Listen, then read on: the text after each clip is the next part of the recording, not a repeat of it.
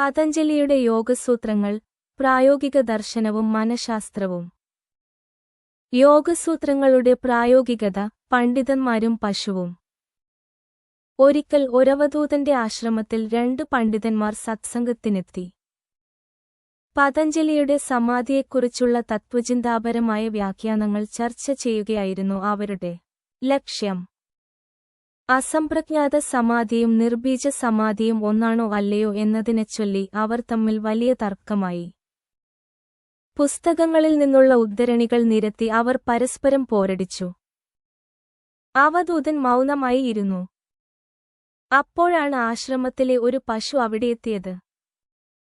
തർക്കം ശ്രദ്ധിച്ചുകേട്ട ആ പശു പെട്ടെന്ന് ഉച്ചത്തിൽ ഒന്ന് കരഞ്ഞു. പണ്ഡിതന്മാർ ഞെട്ടി മിണ്ടാതായി.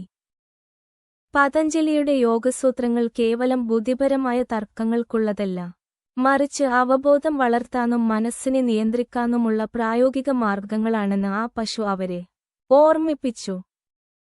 യോഗദർശനവും ഗ്രന്ഥഘടനയും.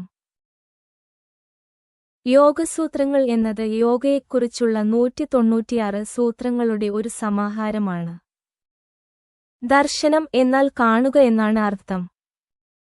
ഇന്ദ്രിയങ്ങൾക്കും മനസ്സിനും അതീതമായതിനെ ഉൾക്കണ്ണുകൊണ്ട് കാണാനുള്ള ഒരു പ്രായോഗിക മാർഗമാണ് യോഗ ദർശനം.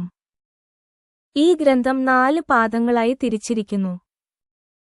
യോഗയുടെ ലക്ഷ്യവും മാനസിക പരിവർത്തനങ്ങളും വിശദീകരിക്കുന്ന സമാധിപാദം, ക്ലേശങ്ങളെയും അഷ്ടാംഗയോഗത്തെയും കുറിച്ചുള്ള സാധനപാദം, ഏകാഗ്രതയും സിദ്ധികളും വിവരിക്കുന്ന വിഭൂതിപാദം, അവസാനമായി മോക്ഷപ്രാപ്തിയെക്കുറിച്ചുള്ള കൈവല്യപാദം എന്നിവയാണവ.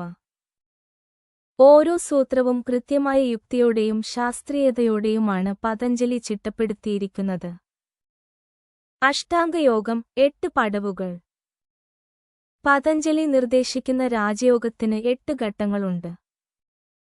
അഹിംസ, സത്യം തുടങ്ങിയ സാമൂഹിക നിയമങ്ങളായ യമം, ശൗചം, സന്തോഷം തുടങ്ങിയ വ്യക്തിപരമായ നിയമങ്ങളായ നിയമം, ശാരീരിക സ്ഥിരതയ്ക്കുള്ള ആസനം, പ്രാണനെ നിയന്ത്രിക്കുന്ന പ്രാണായാമം, ഇന്ദ്രിയങ്ങളെ പിൻവലിക്കുന്ന പ്രത്യാഹാരം എന്നിവയാണ് ആദ്യത്തെ 5 ബാഹ്യഘട്ടങ്ങൾ.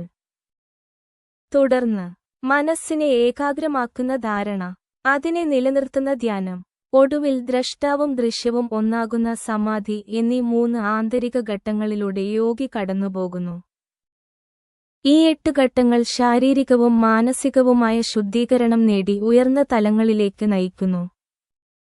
വിയോഗത്തിലൂടെ യോഗത്തിലേക്ക്. സാധാരണയായി യോഗ എന്നാൽ ഒന്നാകൽ എന്നാണ് നാം മനസ്സിലാക്കുന്നത്. എന്നാൽ പതഞ്ജലിയുടെ അടിസ്ഥാനമായ സാംഖ്യ ദർശനമനുസരിച്ച് യോഗ എന്നത് ഒരു വേർപിരിയൽ പ്രക്രിയയാണ്. ബോധസ്വരൂപനായ പുരുഷനെയും അഥവാ ദ്രഷ്ടാവിനെയും പ്രകൃതിയെയും, അതായത് മനസ്സും ശരീരവും അടങ്ങുന്ന ദൃശ്യത്തെയും പരസ്പരം വേർതിരിച്ചറിയുക എന്നതാണ് ഇതിന്റെ കാതൽ. പ്രകൃതിയുമായുള്ള തെറ്റായ താതാത്മ്യത്തിൽ നിന്ന് ബോധത്തെ മോചിപ്പിക്കുമ്പോഴാണ് യഥാർത്ഥത്തിൽ പ്രപഞ്ചവുമായുള്ള പൂർണ്ണമായ ഐക്യം അഥവാ യോഗ സംഭവിക്കുന്നത്.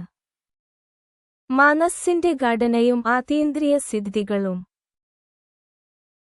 ആധുനിക മനഃശാസ്ത്രം മനസ്സിനെ ബോധം, ഉപബോധം, അബോധം എന്നിങ്ങനെ തിരിക്കുന്നു. വ്യാസമുനിയെപ്പോലുള്ള പഴയകാല വ്യാഖ്യാതാക്കൾ മനസ്സിനെ കൂടുതൽ സൂക്ഷ്മമായ 7 തലങ്ങളായി തിരിച്ചിട്ടുണ്ട്. യോഗാഭ്യാസത്തിലൂടെ മനസ്സ് ഏകാഗ്രമാകുമ്പോൾ ടെലിപ്പതി പോലെയുള്ള നിരവധി മാനസിക സിദ്ധികൾ ഉണ്ടാകാം. എന്നാൽ ഈ സിദ്ധികളുടെ പിന്നാലെ പോകരുതെന്നും അവ ആത്മസാക്ഷാത്കാരത്തിന് തടസ്സമാണെന്നും പതഞ്ജലി കർശനമായി മുന്നറിയിപ്പ് നൽകുന്നു. ഒരു സമ്പൂർണ്ണ മനഃശാസ്ത്ര ചികിത്സാ രീതി.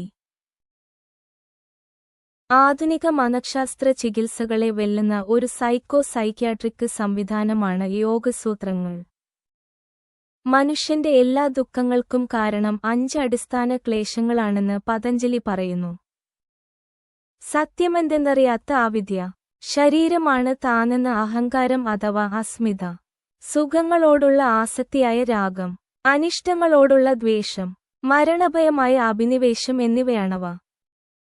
ഈ അവിദ്യയെയും മറ്റ് ക്ലേശങ്ങളെയും ധ്യാനത്തിലൂടെ ഇല്ലായ്മ ചെയ്ത് തികഞ്ഞ സ്വാതന്ത്ര്യവും പൂർണ്ണതയും കൈവരിക്കാനുള്ള കൃത്യമായ ഭൂപടമാണ് പതഞ്ജലിയുടെ യോഗസൂത്രങ്ങൾ.